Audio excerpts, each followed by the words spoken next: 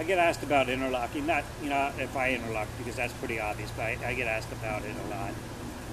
Interlocking is also notoriously bad. It used to be called root flipping, which then it became common knowledge that it caused dreads to break, caused weak spots, caused balding, you name it. It depends on how it's done as far as balding. But what that does is, like, if you get a weak spot in your dread and it's real thin, some people will tie a knot in it to kind of fix that weak spot, but that's guaranteed to make it break. It might not be for months, but it is guaranteed to make it break. Because what happens when you create a knot is it takes all of the elasticity out of it, and so then when you pull on it, it doesn't stretch, it just snaps. I'm a glider pilot, and my life depends on knowing this. Okay. So I haven't seen any more of this video, but that's as far as I've gotten right now. I decided to make a screen capture of this thus far. And funny thing is, this guy has had his dreads for 23 years, as you can read, and he hasn't done anything. 100% freeform. And he is against all other types of ways of doing dreads. He just thinks that freeform is the best way. And he kind of has the hair to show the proof. And when I first started this channel 3 years ago, actually, I was on his website. And oh man, from the first video that I put up, they were saying that interlocking is bad, this and that. And I knew it was, because I knew what I've read. I hear the same shit everywhere, as he says. Like, when you look it up, it's the info's there, and the proof is there in photos and people losing dreads and going bald. And that's when people do it on an everyday point. Where he was saying he's seen some people do it every day, crochet hooking every day, and yeah, I've seen it every day too. And I was at that point at one stage of my journey where I was crochet hooking these every day, and I guess for the long term,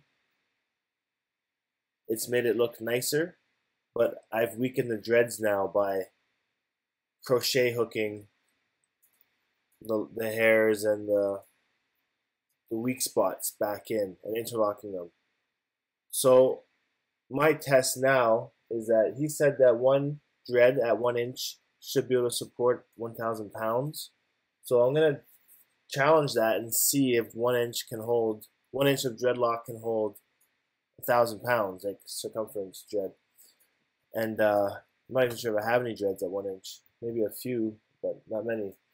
But I have started freeforming now with my new growth, and I think I'm just going to keep this going. But it's an interesting way now to see the way freeform dreads turn out. Zaylock23 put up a video of his dreads using an aloe vera gel, and he's freeforming as well. And the shape is crazy. They just make like long. They're not cylindrical dreads. Like Soaring Eagle's dreads are very cylindrical with the freeforms, but Zaylocks are very like square and fingery like. It's weird, and I'm curious as to see how my hair would turn out with freeform dreads. And I seen a guy on here the other day with freeform dreads. See, it might not be here, but oh shit, this guy's dreads are crazy too.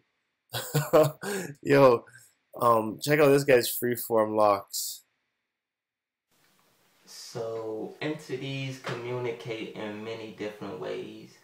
Like, I have this calculator that only works in the light. So I set it on a dining room table near the window so the light could shine on it from outside, the sunlight. And I made sure it said 0 several times. I checked it several times, made sure it said 0.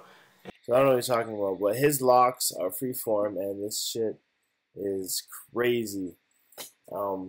The real challenge here would be to pull off the everyday life with the hair like this. So now I'm always curious as to people that freeform locks, what they do for a living. And I feel that I might be lucky enough to pull it off, freeform locks off, because I'm working in sort of a freelance creative field. So I'm going to go for it and try it out. and see how they turn out. I'm interested in the wool hat rub method that you see my friend Sam, he used on his locks that are freeform too. But I do want to find, but I was watching this video the other day too about freeforming. So today I just want to talk about your faith. You know, you're only saying that you're a Rasta, but you're really not Rasta. Semi-dread, semi-naya. But the thing is, people would look at you and they would look down at you and they would basically call you fake because you come out, you wash your hair and you say you have, they call it bathroom locks as well. Not really go through the whole patience and, you know, like enter into the lifestyle and the way of life as far as the whole, you know, what growing your hair means as far as a way of life for Rastafarian people. You know, so people wouldn't really accept, but what is going on now in terms of how you could go to the salon and you could get your hair twisted, 26 years ago, that was unheard of. But she was saying about the new growth. You can see her new growth here is all straight hair, like it's not dreaded hair, but the rest of her hair is locked up. And she was saying that the new growth is important. That's the most important part to keep strength in your locks. Because obviously when you keep it too tight against your scalp all the time, it weakens it. So to have ultimate strength in your locks, you want to have a little bit of new growth there. And going back to Soaring Eagle's video, the guy with the 23-year long dreads, he was talking about if you are going to crochet hook, do it on a sane level of once every 6 months. And I'm sitting there thinking like, okay, well, that's actually doable. If I were to freeform and then once every 6 months I could crochet hook all the loose hairs and shit, everything back in, that would last for another 6 months, that could work. Or maybe even once every 3 months. I don't know. But once every 6 months is not much at all. That's only maintaining your hair twice a year. And I used to maintain my hair a lot, like once a week, more than that. In the first stages, I was kind of obsessed with making them look good. So that's why this freeform journey is going to be kind of a little more interesting. But I'm just rambling right now. I'm going to end this video and try and figure out why these YouTube videos keep crashing on me in Firefox. Issues I've been having on internet. Get a free, fresh, tidy look. But and check out this guy's site, I guess. He's got a lot of people on there in his community. But although be aware, if you do go there asking questions about anything but freeforming, like interlocking or crochet hooking or da-da-da, a lot of people there will be like, don't do it, this and that. And they really ream at you a little bit, I found. But it is a good community there. Now that I'm freeforming, I'll go back and ask for more help. And this guy's pretty active on here too, Soaring Eagle.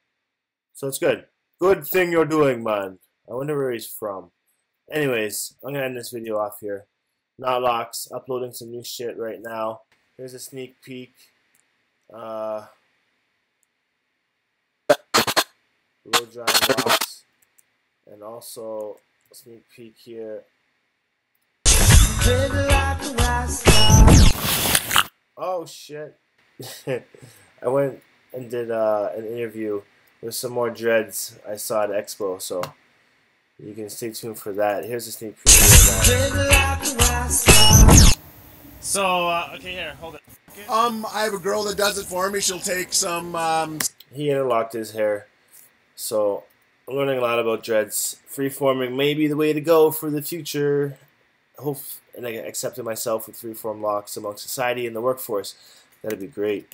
So, look at that shit. It looks like some horror movie, The Ring shit. Anyways, ending this video off now. Thanks for watching and subscribing. Knotlocks. Peace.